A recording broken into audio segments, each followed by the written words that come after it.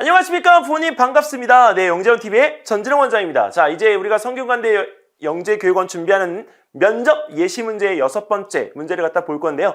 이 문제는 입학 후 가장 해보고 싶은 또는 가장 먼저 하고 싶은 일이 무엇인지 설명하는 내용입니다. 자, 근데 이 내용적인 부분에서 우리가 할 때 6번째 자체에 대한 이 내용은 다른 기타 영재교육원에서도 가장 많이 물어보는 질의응답 중에 하나입니다. 그렇기 때문에 이 6번째 내용은 꼭 연습을 하고 가셨으면 좋겠습니다. 자, 일단 이 부분에 대한 답변 포인트는 내가 하고 싶은 탐구에 대한 부분이 무엇인지, 그리고 내가 가치를 두는 것이 무엇인지를 확인을 하고자 합니다. 그리고 탐구적인 부분에 대한 내용을 갖다가 하게 되어질 경우에는 본인이 가지고 있는 수준 정도를 알려줄 수가 있기 때문에 그 지원자의 자질을 파악할 수가 있습니다. 자, 그리고 주제와 관심 분야에 대한 어떤 몰입 정도를 갖다 알 수가 있는 질의응답이고요. 그 다음에 답변 내용을 통해서 지원자의 수준을 고려할 수 있는 부분입니다. 자, 그러면 여기는 이 부분에서 한번 답변을 해보시겠습니까?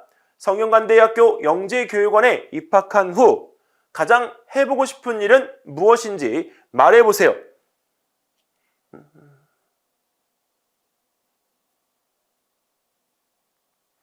네, 지금 이 짧은 시간 동안에 제가 하고 싶은 예를 들어서 드론을 연구하는 거요. 이렇게 지금 답변한 친구가 있다면 그 짧은 답변을 갖다가 했다라고 하는 거는 그 앞에 앉아있는 면접관에 대한 배려가 없는 겁니다. 자, 드론을 갖다 연구하고 싶다라고 하는 이 부분에 대한 것을 할 때 본인이 이렇게 답변을 바꿔보는 건 어떨까요?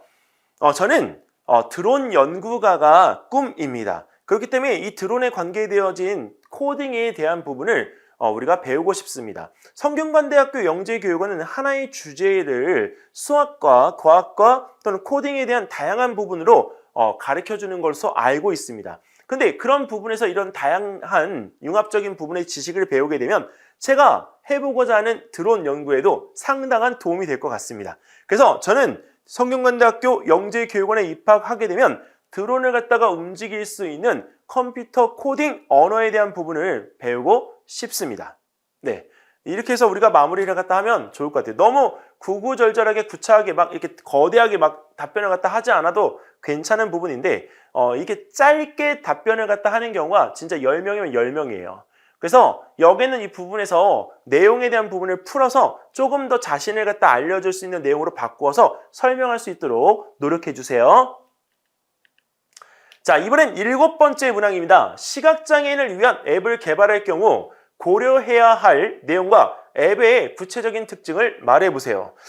자, 이 문제 생각보다 난이도가 있습니다. 왜 그러냐면 앱을 개발한다라고 하니까 앱, 코딩, 엔트리, 파이썬, 시언, 나 이런 거 모르는데 어떻게 하지? 막 이렇게 이 부분에 대한 것을 너무 고민스러워하는 경우가 있어요. 근데 이 부분은 코딩을 못하더라도 시각장애인이 가지고 있는 불편함에 대한 특징을 알고 있다면, 그리고 시각장애인에 대한 어떤 배려하는 마음만 있다면 충분히 앱의 특징을 구현할 수가 있습니다. 그래서 그 어떤 창의력, 그 다음에 순발력에 대한 어떤 평가도 이루어지는 부분이기 때문에 여기서 답변을 할 때 시각장애인이 우리가 앱을 이용해서 앞을 볼 수 있도록 뇌파를 조절해주는 장치를 만들고 싶습니다. 최근 구글에서 만든 X글래스처럼 안 보이는 장애인에게 앞을 볼 수 있도록 길을 열어준다면 그건 획기적인 기술이고 획기적인 도구가 될 수 있을 것 같습니다. 그리고 이런 시대의 발달상에서 그러한 도구의 개발에 의미를 부여할 수 있을 것 같습니다. 장애인이라고 해서 어떤 부분에 불편하게 살아야만 된다고 하는 것은 없습니다. 기술이 발달하면 그것을 누리는 사람들이 많아질 수 있도록 신경 쓰는 것 또한 과학자로서의 임무인 것 같습니다. 그래서 저는 제가 앱을 개발한다면 그런 시각적인 장치로 우리가 사용할 수 있는 보조 도구까지 함께 개발해서 시각장애인에게 앞을 볼 수 있는 아름다운 세상을 선물하고 싶습니다. 이렇게 해보면 어떨까요? 그러니까 그런 부분에 대한 것들이 이런 내용에 우리가 빗대서 우리가 설명을 갖다 하게 되면 충분히 할 수가 있는 내용들입니다. 근데 그냥 앱에 대한 개발 내용에만 꽂히게 되면 아무런 답변을 갖다 할 수가 없게 되는 점 고민해 보시기 바랍니다. 그리고 또 연습해 보시기 바랍니다. 자, 이번엔 8번째 문제입니다. 가장 영재원에서 듣고 싶지 않은 질문입니다. 네, 왜? 이 질문을 했을 때 네, 열이면 열, 네, 고민을 갖다 하는 시간이 점점 길어지고 열이면 한 6, 7은 답변을 갖다가 거의 하지 못하고 우물쭈물하다가 시간이 지나가는 경우의 질의입니다. 성균관대학교 영재교육원 외에 다른 영재교육원에 지원했습니까? 자, 근데 했나요 안 했나요? 이렇게 하지는 않으니까 그래서 했나요? 그러면 이렇게 머뭇거리지 마시고 양쪽 지원했으면 네, 했습니다.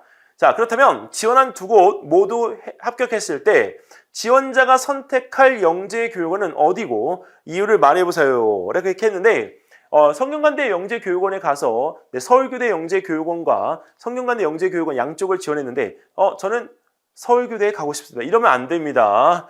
제발 부탁인데요. 자신의 마음을 솔직하게 이야기하는 건 좋지만요. 그 현장에 속한 곳이 성균관대학교 영재교육원이기 때문에 여기서 본인이 그 성균관대 영재교육원에 가고 싶다라고 하는 그 마음의 피력을 네, 좀 더 해야 합니다. 일단은 지원한 영재교육원을 말할 경우에는 이 선택에 대한 부분을 확실하게 얘기해 주시고요. 네, 표현이 없을 경우에는 우리가 굳이 일부러 말을 하지 않아도 괜찮습니다. 그래서 만약에 이 부분에 대한 답변을 하면 네, 저는 이렇게 할 것 같습니다.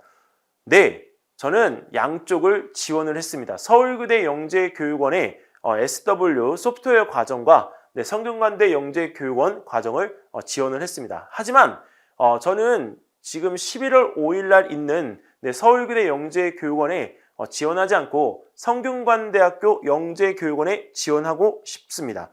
이유는 이 2차 전형을 준비하면서 성균관대학교 영재교육원이라고 하는 곳을 조금 더 알게 됐는데 한 가지 주제에 대해서 수학과 과학, 이 코딩에 관계되어진 부분으로 종합적인 부분을 알려주는 것을 알게 됐습니다. 그래서 여기 주제에 대한 부분에 대한 융합적인 지식들을 배워보고 싶은 욕심이 생겼습니다. 그래서 성균관대 영재교육원에 꼭 붙어서 내년에 이곳 영재원에서 공부하고 싶습니다.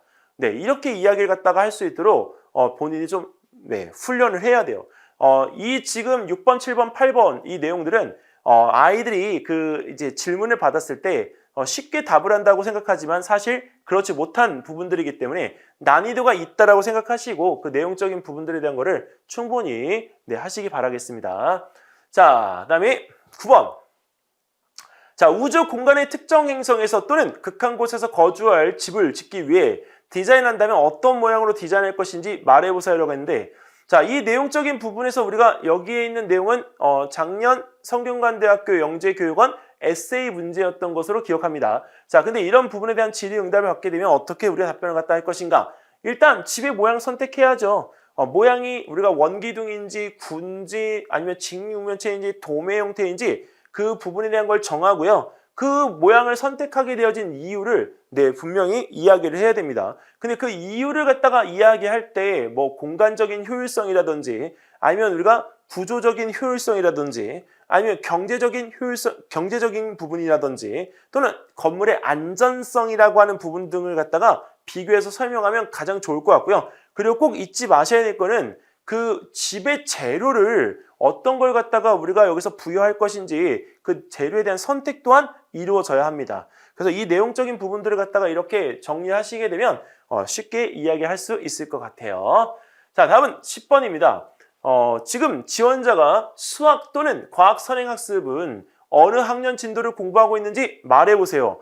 네, 영재교육원이기 때문에 선행학습 부분에 대한 것에 감추지 말고 현행 진도에 대한 부분들을 우리가 말하는 거 네, 나쁘지 않습니다. 나쁘지 않다라고 이야기하는 거는 그 부분에 대한 거에 대한 두려움이 너무 많기 때문에 두려워하지 않다라고 이야기해도 괜찮다는 겁니다. 자, 근데 이 선행학습은 자신의 어느 정도 공부를 갖다 했는지 이야기하기 전에 내가 스스로 공부한 것이라고 하는 것을 꼭 염두에 두어야 합니다. 그리고 선행학습을 하면서 겪은 어려움들이 있다면 그것을 극복한 에피소드를 말을 하면 조금 더 이 선행학습에 대한 부분을 표현하기가 매우 쉬울 것 같아요. 자, 그리고 여기 마지막으로 여기 적혀져 있죠. 선행학습 절대 창피한 것이 아닙니다. 근데 이 선행학습에 대한 부분을 갖다 창피하게 생각하는 경향들이 있기 때문에 그 면접 현장에서 선행학습에 대한 부분에 대해서 물어봤을 때 지금 현재 학년 진도를 나아가려고 하고 있다. 이렇게 하는 이야기하는 경우도 있어요. 근데 영재교육원은 학생들이 일단 기본적으로 그냥 일반적인 학생들보다 우수한 학생을 뽑는 것이 원칙이기 때문에 그 선행학습에 대한 부분에 대해서 낮출 필요는 없다. 자, 만약에 이 부분에 대한 걸 예제로 한번 샘플을 제가 말을 해보면 저는 수학은 초등학교 만약에 지금 이제 5학년이라고 가정할게요. 저는 지금 수학 진도를 중학교 1학년 1학기 진도를 나가고 있습니다. 제가 5학년 진도에서 분수라고 하는 부분을 공부를 하다 보니까 중학교 1학년에 나오는 비와 비례에 대한 부분에 관심이 생겼습니다. 그래서 그 부분들에 대한 것들을 깊이 있게 공부를 하다 보니 어느새 수학 진도가 1학년 1학기까지 나가 있는 것을 알게 됐습니다. 그리고 과학은 워낙 많은 책을 읽으면서 공부를 해왔는데요. 최근 들어서 그 어휘 사용에 대한 부분들이 학년에 따라서 다르다는 것을 알게 됐습니다. 그래서 이 초등학교 때 배웠던 용어들이 중학교 때, 고등학교 때 어떻게 쓰이는지에 대한 부분들을 알아보고 싶어서 교과서에 나오는 단어들을 정리해보고 있습니다. 그래서 최근에는 중학교 2학년에 나오는 해류라고 하는 부분에 난류와 한류가 저희가 알고 있던 따뜻한 바닷물, 차가운 바닷물이 아니라 방향으로 결정되어지는 것이라는 것을 알게 됐습니다. 이렇게 해서 딱 짚어가지고 이야기를 해주면 자신의 선행학습이 어느 정도 됐는지에 대한 부분들을 이렇게 얘기해 줄 수가 있어요. 그리고 그 부분에서 저는 난류와 한류에 대한 부분에 대한 것을 단지 아는 것에서 끝나지 않고 실제로 이 물의 움직임이 온도에 따라서 어떻게 달라지는지에 대한 부분을 탐구해보고 그것을 탐구한 결과를 친구들과 함께 이야기로 토론해 보았습니다. 이렇게 하면 완전히 끝내주는 이 답변이 되어지죠. 그래서 그런 부분에 대한 것들을 우리가 챙길 수 있도록 좀 연습해 주시기 바라겠습니다. 자, 이렇게 해서 면접 질의에 대한 이 부분의 길라잡이 내용 두 번째 우리가 끝내고요. 또 잠시 쉬었다가 11번부터 다시 시작하도록 하겠습니다.